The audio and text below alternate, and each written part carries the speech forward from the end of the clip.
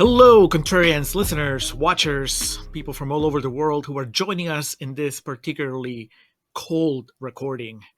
It is the complete opposite of how you feel when you're watching a Brian De Palma movie. When you're just fired up, inspired by the cinema in front of you. And meanwhile, here in Austin, Texas, just wearing long sleeves, Not as triple bad as it layers. was last night, but yeah. Still cold. Yesterday was colder than today, so I'm glad I watched the Black Dahlia yesterday to get my blood pumping. Yeah, it's just like Josh Hartnett. Whew. No shit. Yeah. This is a hot person movie. You know you've outkicked your coverage when Aaron Eckhart is like at the bottom of the totem pole of hot people. Even Kevin Dunn brought his A game. So sweaty. And greasy. Yeah. Yeah. He was ready to go. Yes, the Black Dahlia. The last big Brian De Palma movie so far. We get into that in the episode. A lot. Yeah, it's kind of infamous. It's rotten on the tomato meter, which means that Contrarians Corner, we say really nice things about it, and then we get a little deeper once we get to real talk. So if you haven't seen it, watch it and listen to the episode. What we're gonna do here is the usual warm-up stuff. We're gonna give you some extra Rotten Tomatoes quotes, some extra trivia, and then the Josh Gad Minute. God, Josh Gad in a noir movie. I think we've done it before with Double Indemnity, but this is different. This is a De Palma noir, so it's serious business. So let's get into it, Alex. I have some quotes, rotten, as I said. So green splotches from Rotten Tomatoes. We're going to start with Mark Savlov from the Austin Chronicle. Go figure. He says, 45 minutes in, I was already glancing at my watch and wondering why the only lively actress in this film was playing the dead girl. Go figure. That's just wrong. I mean I agree that she's great, but... Yeah, but that far in, we've already got Hilary Swank and Scarlett Johansson. Scarlett Johansson we get right away, but by that point, you already would have had Kevin Dunn and Roger Podacter, what's his name? And then who's our boy? Patrick Fischler. Patrick Fischler. There's plenty of people that... Look, people showing up to work is not one of the issues with this movie. No. They should have the packed 2 lunches, as you like to say. They were ready to work overtime.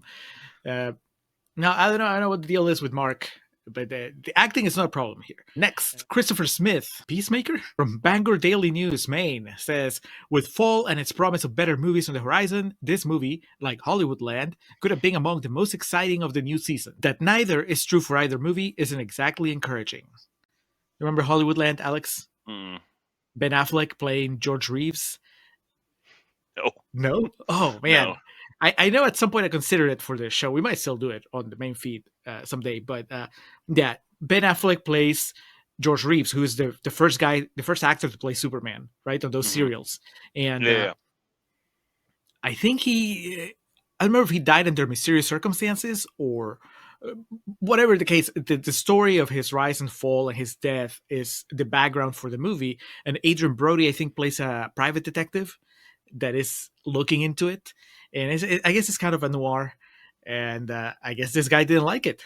He said, Diane Lane and Robin Tunney in there? My God. Yeah. Come on, Affleck as Superman. Sort of. Well.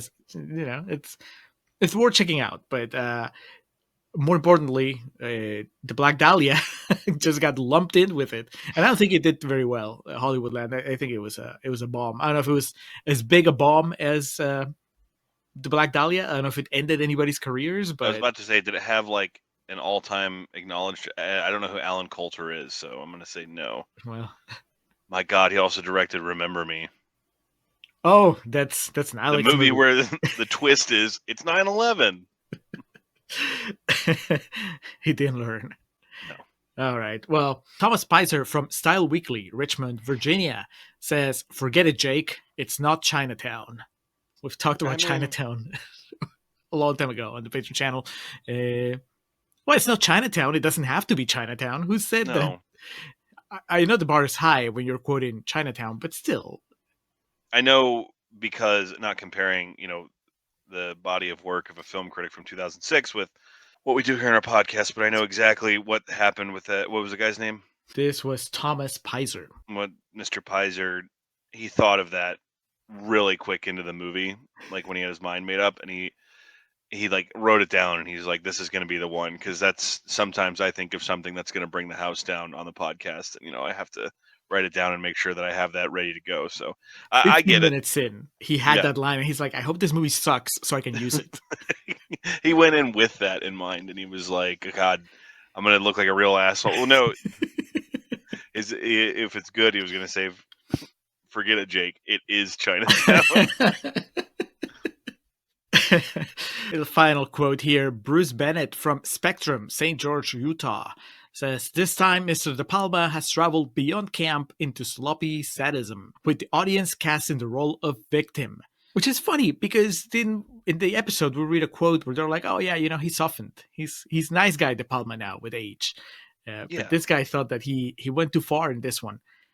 I don't think so. I think that he has moments where it can be a little uncomfortable to watch, but you certainly could have leaned more into the sadism, bordering on like sadomasochistic type shit. Like if the relationship between Bucky and what's Karate Kid's name, Madeline, if it intensified, like their sexual relationship was more physical or something like that. But as it is, like, yeah, there's one specific part in the movie that's unbelievably violent for no real reason that we talk about. But aside from that, I mean, Carlito's Way is pretty violent, and obviously Scarface is a bloodletting, and Carrie, the climax of that movie is extremely violent. And yeah, by comparison, even Blowout and Dressed to Kill have some pretty violent sequences too. Snake So by Eyes, comparison, Nicolas Cage at the end of Snake Eyes.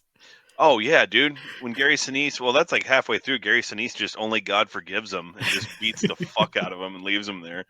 And even like we talk about casualties of war, but even something like I remember Femme Fatale being kind of unnecessarily gratuitous. So this, I'm closer to the he softened side of the argument when it comes to the Black Dahlia.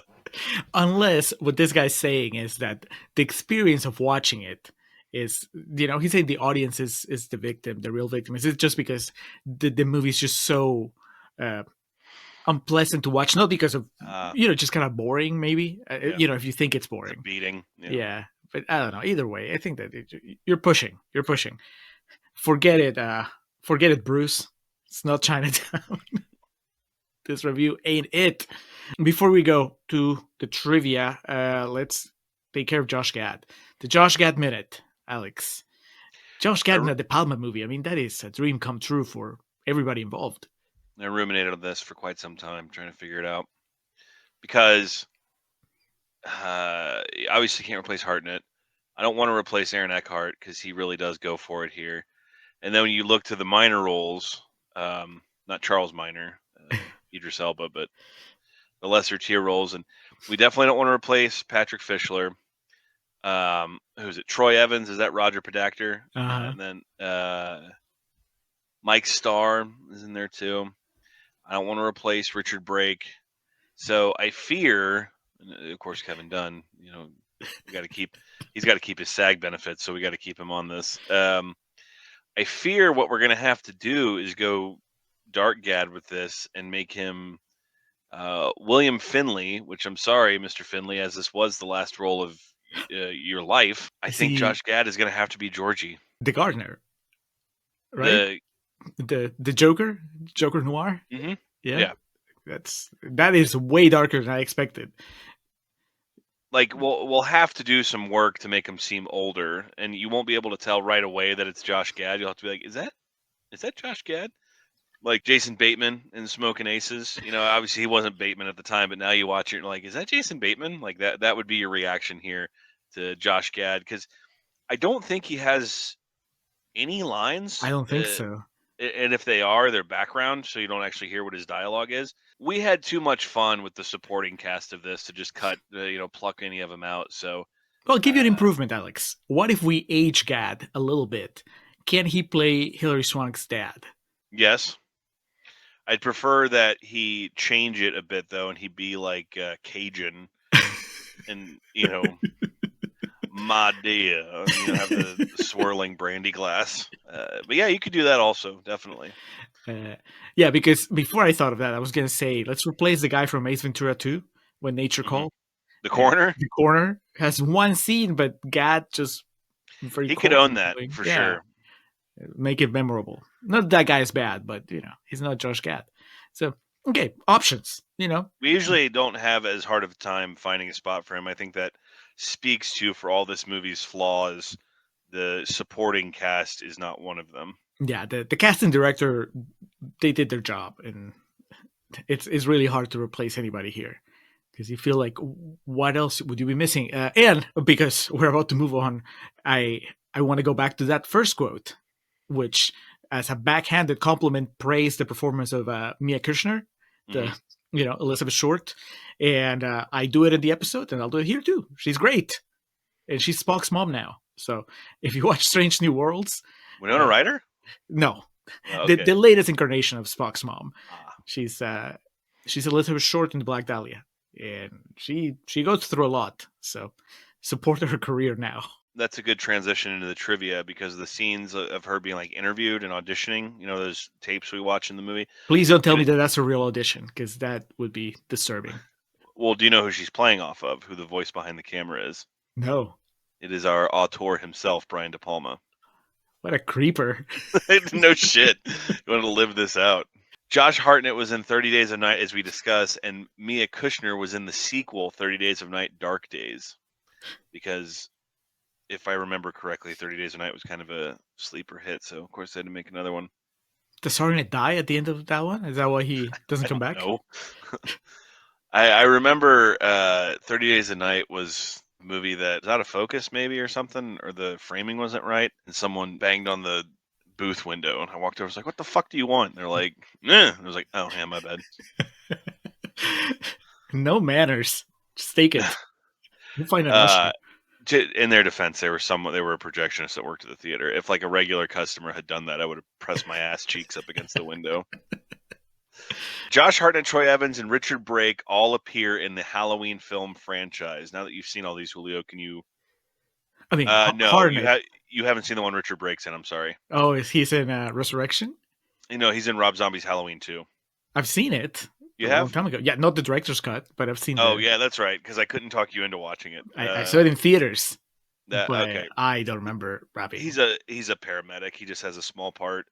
H2O, of course. Right, Hartnett. Josh Hartnett is Michael Myers' nephew. Yes. And Troy Evans, Roger Pedactor. I forgot about this until I read it. I mean, Halloween 5 is a fucking piece of shit. We have, from many moons ago, a commentary track over that with our friend Reed that you can check out. And my late boy, Barney the dog, he makes a cameo in that too. It's perfection. Yeah. Roger Pedactor, Troy Evans, is the cop that stays behind with Jamie. Michael, like, there for some reason there's a chain link ladder going out of the Myers house, and Michael like wraps it around his neck and throws him out the window and hangs him with it. I was trying to remember who he was, but he's one of the dumb cops that like Loomis just says you're not going to be able to stop anything, and he's right, and he gets killed and hung by Michael with a chain link ladder.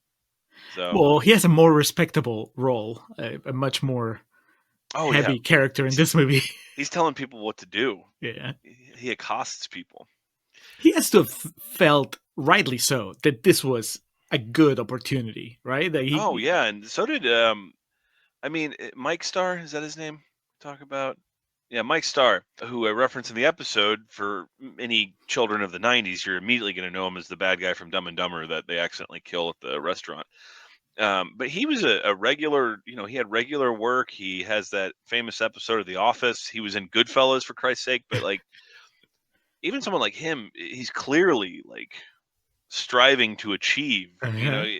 These guys are Brian De Palma. Yeah, exactly. And you don't know. So we talk about this ad nauseum in the episode, so we're not going to spend too much time on it here. We'll just keep it baseline. Somewhere out there in the ether, in the universe, there is the original version of this movie, which was 3 hours long, the Brian De Palma original cut of this that was heavily edited by producers that said, cut this shit down. And as we discuss in the episode, Hangover 3 is a perfect example. We've talked about movies in the past where actors know this is bad and they don't want to be there. And this is not that, because it's very possible these people, the movie they were making, they had faith in and like believed in, and they saw like the storyboards and the dailies and shit, and were like, oh, fuck yeah. And then they went to the premiere and they're like, huh? So it doesn't surprise me that these guys and old Troy Evans being one of them were really going for it. Well, you know that you're acting like we don't know where the 3 hour cut is. That print is in Patrick Fischler's basement, safeguarded until the time is right. Man, imagine that. I'm trying to think of what the time frame on it was. Suspiria was 77, and that 4K print made it around, I think, like in 16, 17, 18, something like that. So that's, what's that, 40 years. So we'll have to wait until 2046 until they just find the director's cut of somewhere in a warehouse in Italy or some shit. They'll be like, hey, anyone want to do anything with this?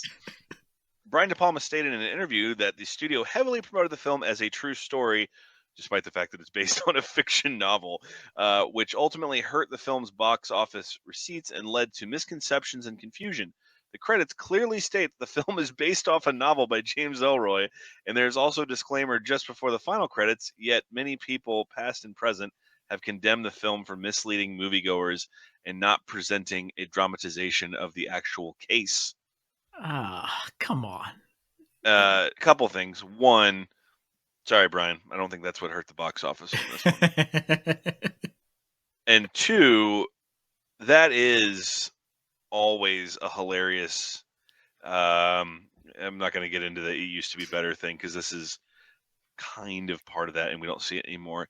There, through the 80s, 90s, especially the 90s and early 2000s, there are so many hilarious stories of that disconnect of the way once the movie was done, the studio is just like, fuck it, we're going to market it how we want to market it. Well, that bled into the 2010s a little bit too. Love and Other Drugs is one you and I always go to, of like, the TV spots in the trailer for that movie were not what that movie was about. And Speaking of Josh Gad, I mean, oh that's yeah, his oh god, he brother, right, or his roommate? yeah, he jacks off to his brother's sex tape in that movie. Well, it's Anne Hathaway. You got to do what you got to Yeah. do, I suppose. But that those stories always crack me up. So this one in particular, that is idiotic because the whole James Ellroy, the guy who wrote the fictional novel based on the Black Dahlia, it's a historical fiction or whatever the actual title is, but he was like the consultant on the movie the entire time. And yes, just like it says here, it calls out that it's based on this work of fiction.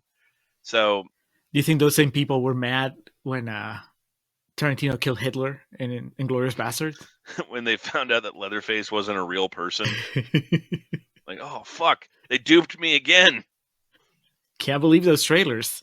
Yeah, that is just dumb. I mean, I am all for truthful representation of what your movie is, but in this case, they thought they were going to see a documentary about the Black Dahlia. I mean, Coming off the heels of the Iron Claw, which by the time you are watching this, our patrons will have access to that episode and potentially all on YouTube as well. My patience for the movie going public and, understanding the difference between a documentary and a movie is kind of my fuse would have to grow to be short, as they say. And so, yeah, when it comes down to it, why would you want? Do you want like a doc? When it comes down to it, what do you want? Do you want like a documentary where the dramatizations are acted out by Josh Hartnett and Scarlett Johansson and Mia Kirshner? do you think these same people are mad about Zodiac? Well, Zodiac is a substantially better movie than the Black Dahlia, So but then you forgive it. They're like, all yeah, right, whatever. You can make up that Drew Carey's that's brother is recently Zodiac. my mom's been looking for shows to binge, and I'd suggested Glow because I thought Glow was fantastic. My sister was like, I don't like this. It's not like the real story. I was like, it's not supposed to be. She's like, the Mark Maron's character had a different name in real life. It was like, yes, he did. His name was Matt Simber, but this is loosely based on the history of that. It's not like a documentary on it. There is a Speaking of documentary on it. We a talked about it on the show. fantastic one, yes, Yeah. many years ago. That was our WrestleMania 33 episode. Here's something that would completely negate everything we're talking about and give us something else to focus on. Gwen Stefani was considered for the role of Kay. I mean, can you imagine Gwen Stefani? Very talented. You're not going to find many OG Tragic Kingdom, no doubt, fans bigger than I. Beautiful young woman. I can't imagine what it looked like when her and Gavin Rossdale had sex. Like that would be like staring into the Ark of the Covenant, I would imagine. But imagine her in this movie. Don't go, Bucky. She could surprise you. Lady Gaga in Star is Born. You finally watched it, right? I mean, wouldn't you agree that that's a good performance? Watched that on a plane, and it just kind of happened. I couldn't turn away from it. Okay, so I think a fair comparison. I think Madonna's great in A League of Their Own, and I think that would be a role on kind of. This calls for obviously a little bit more dramatic acting than It'd that. be Madonna and Dick Tracy. Hey, man, don't knock it. That is the thing. Madonna has all those performances, not all those, but she has those performances you can point to of like, what the fuck is this that people just forget about A League of Their Own and Dick Tracy. Well, did you know? I want to say that we've talked about this at some point, but do you know that Ice-T and Ricochet is awesome? Gwen Stefani is in the Marty Scorsese movie. Huh? Uh-huh. Which one? It's one you haven't seen. It's The Aviator. And it was a big deal. I remember they were like, oh, he cast Gwen Stefani as I think she's playing somebody that's like a real person. Like a real figure? Okay. Yeah. But then you watch the movie, and as far as I can remember, it's just like a minute. You know, she just shows up, and she's I think she's dating Leo. And then she just, I mean, it's not a big part. So you can't really judge, or at least I couldn't judge. If based on that, you could be like, oh, yeah, of course she would do the Black Dahlia and she would just kill it. But she has stage presence. So that's step one. But, I mean, she's not going to replace ScarJo. It's like, we've seen the movie with Scarlett Johansson in it. So that's it. There's no other versions now. On the other side of the female coin, Fairuza Balk, Rachel Bilson, was it Bilson? Mm-hmm. And Kate Beckinsale were all considered for the role of Madeline. You can see Kate Beckinsale rocking this. Yes, and she looks a lot more like Mia Kirshner. Julio gets hung up on that big time. Yeah. Tune into the real talk part of the episode to hear me just vent about that plot point. Maggie Gyllenhaal was offered the role of Elizabeth Short, but turned it down. I fear she would have nailed those audition tapes a bit too well. Just make you way too uncomfortable. I'd be like, God damn, I need to watch Secretary after this to kill the awkwardness. Mark Wahlberg had initially signed on to play Lee Blanchard opposite Josh Hartnett, but scheduling conflicts with the planned Italian Job prevented him from taking part, even though production on the Italian Job was eventually pushed back. Hey, okay, look. Now, hey, fuck, man. Fire and ice. I like that. There is a danger of this movie getting pushed to that level of like awful if Mark Wahlberg is in this. And Mark Wahlberg is obviously a great actor. Okay, pump the brakes. A great actor. There was a pregnant pause there. I'm going to get to in the right roles. Yes. As Daniel Lugo, as Dignam, was that his name? Dignam. Departed, yeah. And then I don't remember his name in Four Brothers, but you know, when you carve out the right niche for him, the other guys too is a great example of like that. There you go. Yeah. But man, like Hartnett's working really hard here, but he's a little sour, and the other people around him given the right bite of sweet to kind of balance everything back out. If him and Wahlberg were just going back and forth in those big dramatic scenes, that could be like, you know, oh, hi, Mark. Like this movie could be like legendarily bad. Yes. It would be the movie that a lot of people think it is. Correct. There you go. I was trying to figure out how to word that, but that's exactly right. The film accurately portrays the famous Hollywood sign as reading Hollywood Land. The land letters were removed in 1949. Having recently seen the Hollywood sign, I can tell you it looks pretty good like it is. I don't think it needs much more. Drop the land. It's cleaner. It's much cleaner. I did not know this because I don't really follow this shit, but Josh Hartnett and Scarlett Johansson dated for 2 years after meeting on the set of this film. Bucky. When fiction meets reality. And now she's like a Marvel superstar, and he's in the movie that's about to win Best Picture, so I think she's married, and he probably is too. But fuck it, now's the time to bring him back together. Cast him as. I mean, they're bringing the X-Men back, so at this point, anybody that comes in entry level is the X-Men. He can be. Do they have an adult Cyclops now? No, they haven't cast anybody other than Fraser showed up as Beast again, but I am not condoning the continuation of superhero movies, but he Josh could be Hartnett and Cyclops. Scott He Summers, would be yeah, amazing yeah. as Cyclops. Yeah. I'm thinking like the cartoon, the chin and the hair pushed over and stuff. And he could do it. He could do it.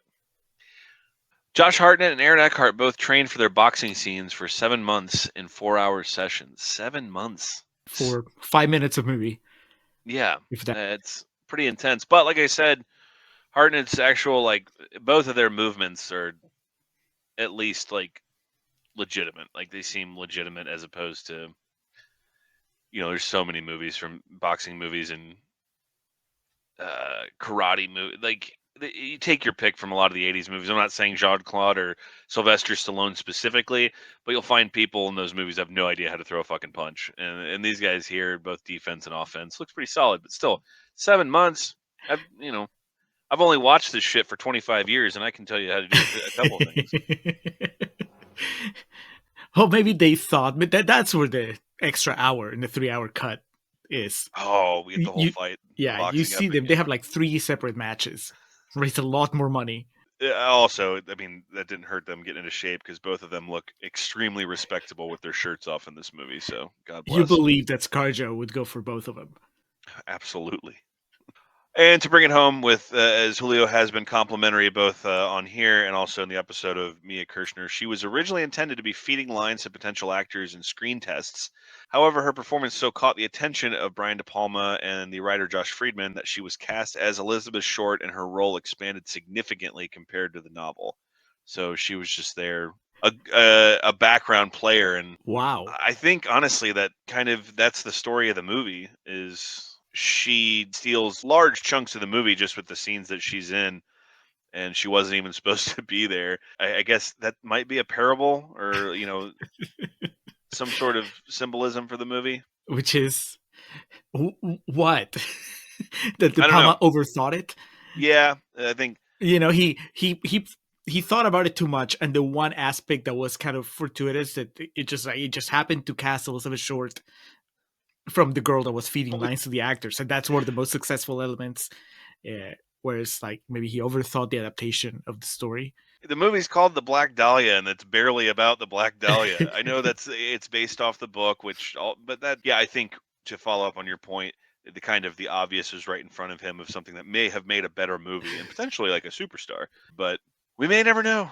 Who knows? Maybe that whole other hour is devoted to her. Wouldn't that be awesome if we get the 3-hour cut and it just makes it even more of a mess? Because the movie's convoluted and like too rushed as it is, and then he just tries to cram in a lot more into the third It's hour. like Elizabeth's childhood and then her arrival in Hollywood, and There's no expansion on the Bucky or Blanchard characters or their descent into madness at all. a lot more Kevin Dunn.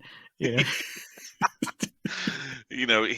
punishes her by making her like lift out the fry basket, and the oil shooting her at the diner and stuff.